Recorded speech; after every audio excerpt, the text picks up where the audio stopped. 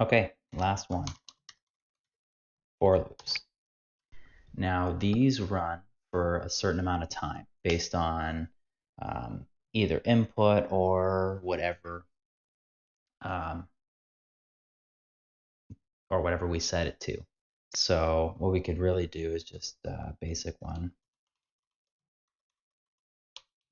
basic loop, for, and we usually use X. You can actually use whatever variable you want. In Python, we usually use X. In other languages, like when you take for you next year, we'll use I, meaning the index of it. And you see here how it tells us what we can have in our range. And range just tells us where it's going to start and stop from. So if you just put in one number, it'll go from 0 up to 1 less than that number. If you want to tell it where to start and where to stop, um, it will do it from there. And then in the square bracket, you can add a step. I'm going to show you all three right now. So I think I showed you the start, stop, step in one of the nested loop videos. But just to be exhaustive about it, is just to show you what happens. What I'm going to do is print the index for each one. So I'm going to show you what happens if we do just from 5 here.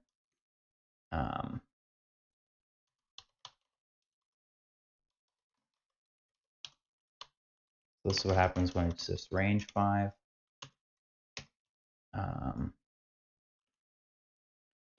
This is what's going to happen when it's range 7, and you have to go higher, so 12.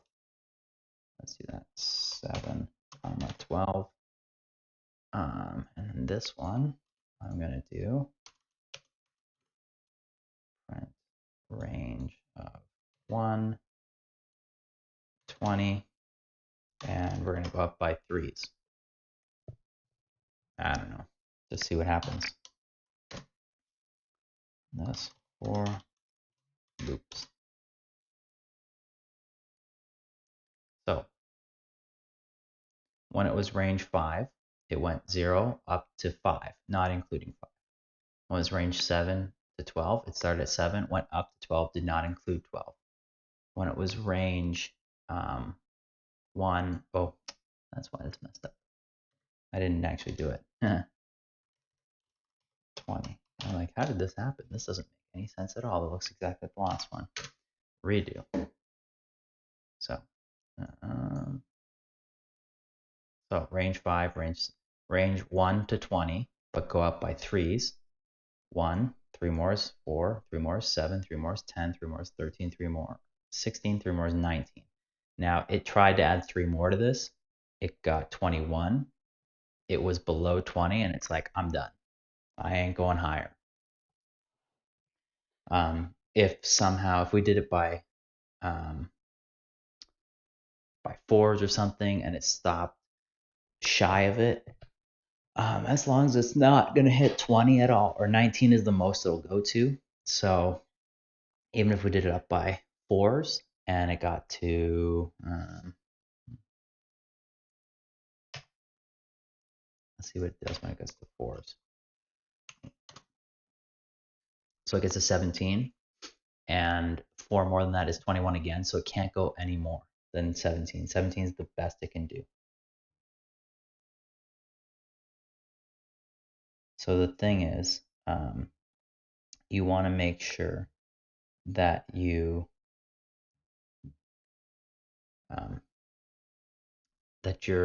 watching where your range starts, where your range ends, and what it goes up by. If you wanted to make it go by user input, just ask them. Okay.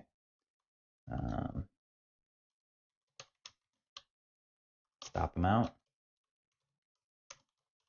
And it's going to have to be an int. It can't be a float.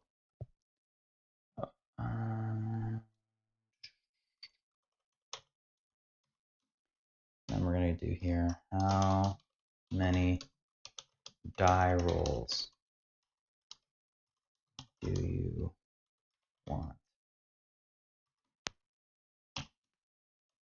And double that bracket. I guess I can close this right now. And make sure I'm going to use the random integer. So from random import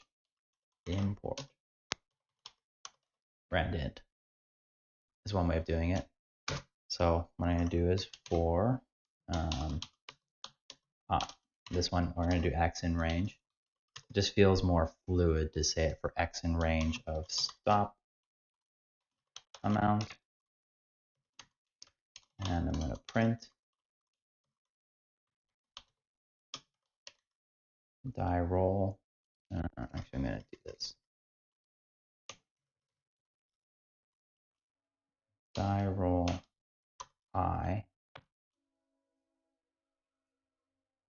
I apologize about the train in the background.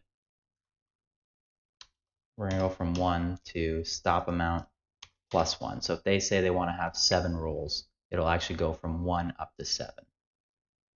So this is going to be x here. Die roll x is going to be, and I'm going to call this roll, is going to equal to randint between 1 and 6. So every time this loop runs, it's going to re-roll the dice, and then it's going to put die roll 1 is going to be equal to that roll.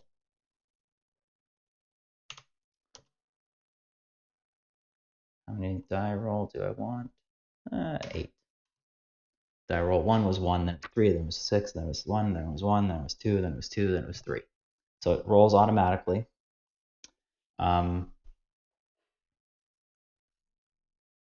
What we could have is, this would be kind of cool. So roll 1 and roll 2.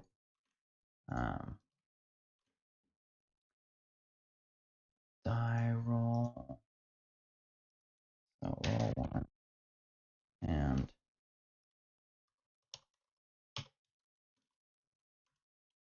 what I can do here is if roll 1 equals roll 2, we're going to just print out doubles.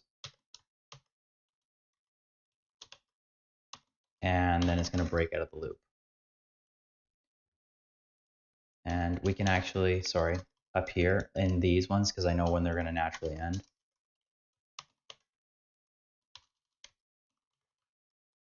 We can actually do an else just like we did before. So we can do our else's here. What we can do here is if this doubles, if they get a double at all, it'll break, or else I'm just going to print, like if it goes through all 8 of them and has nothing, or how many, no doubles rolled.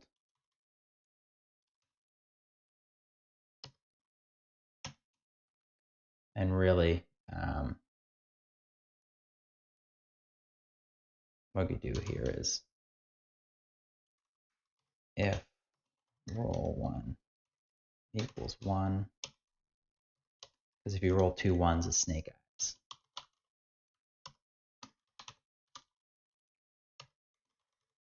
This got very complex very quickly. And then else.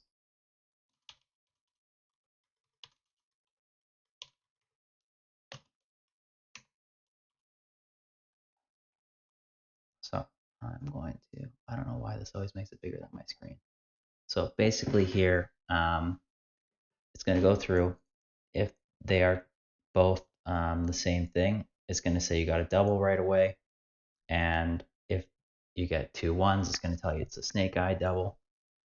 And then it's going, this should also break though, break. Or else if it's not snake eyes, it's just going to break anyways. If it goes through and has no doubles, it'll go through, exhaust this loop, goes to this else, and it'll do that.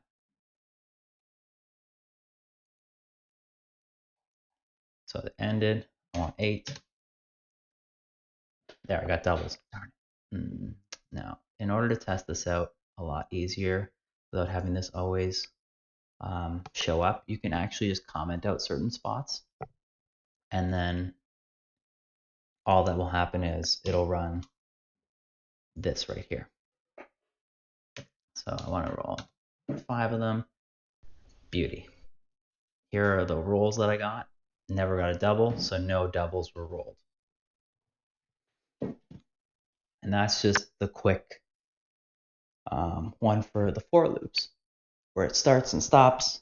And this one was a lot easier by doing it starting at 1 and going 1 more than the stop amount, because then it actually goes from 1 to 5. And then if I were doing any math with it, I'm actually multiplying by 1. I'm not in the code then saying, okay, now make it go up 1, make it go up 2. Like, it just makes it a lot easier.